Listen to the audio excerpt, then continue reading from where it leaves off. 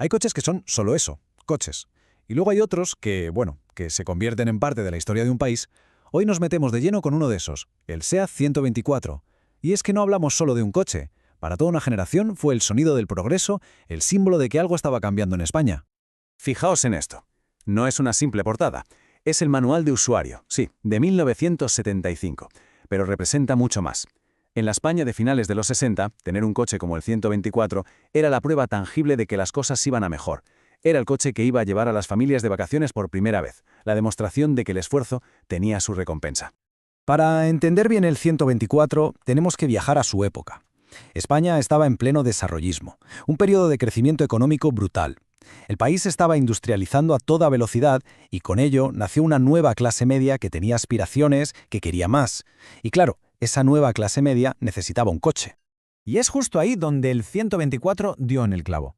Dejó atrás la idea del coche como un lujo para unos pocos y lo convirtió en una herramienta para todos. Era amplio, con 5 plazas de verdad, era fiable para el día a día y, lo más importante, era asequible. SEAT encontró el hueco perfecto entre los pequeños 600 y los enormes 1500. Y vaya si lo encontró.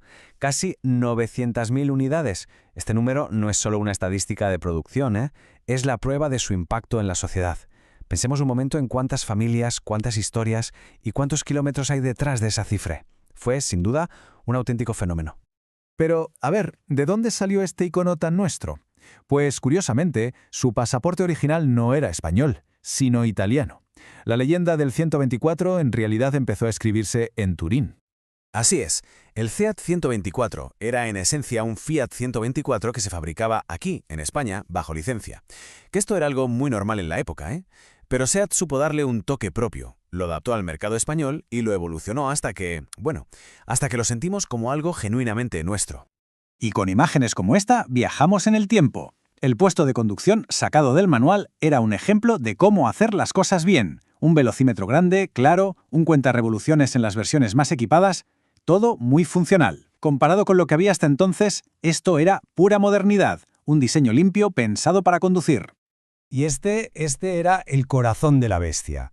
El motor original, un 4 cilindros de 1.200 centímetros cúbicos y 60 caballos. A ver, no eran cifras de infarto, pero su diseño era súper robusto y sobre todo fiable.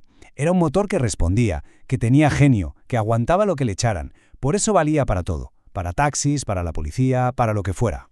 Y esto lo deja clarísimo. Su vocación era la familia.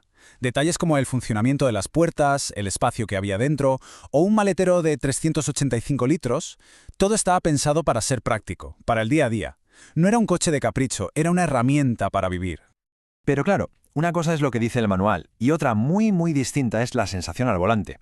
Y es que el 124 tenía como una doble vida, la del coche familiar tranquilo y la de algo un poquito más salvaje. Empecemos por lo bueno. Las críticas de la época, como esta de la revista Piel de Toro, lo dejaban claro. Motor muy elástico, elevadas prestaciones.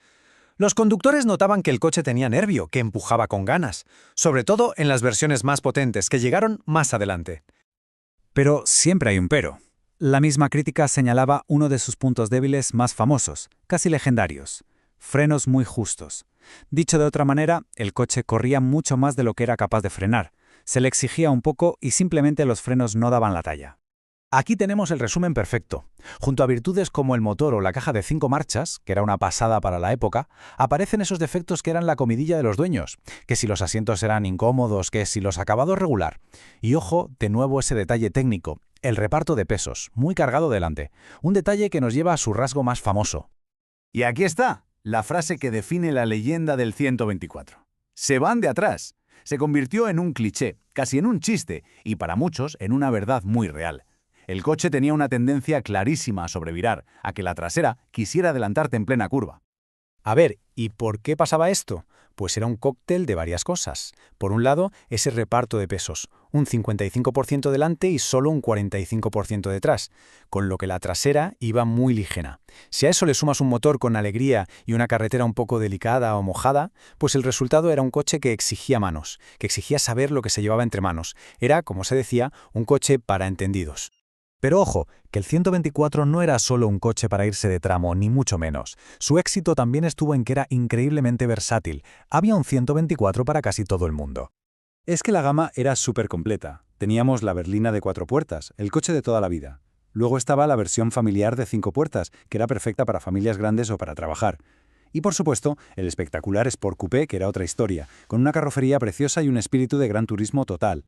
Llegamos a 1975 y el coche recibe un lavado de cara muy importante, y nada menos que de la mano del legendario diseñador Giorgetto Giugiaro. Se cambiaron los faros redondos por estos rectangulares, que son la imagen que muchos tenemos grabada. Este rediseño, además, unificó las gamas 124 y 1430, creando el famosísimo SEAT 124D versión 75.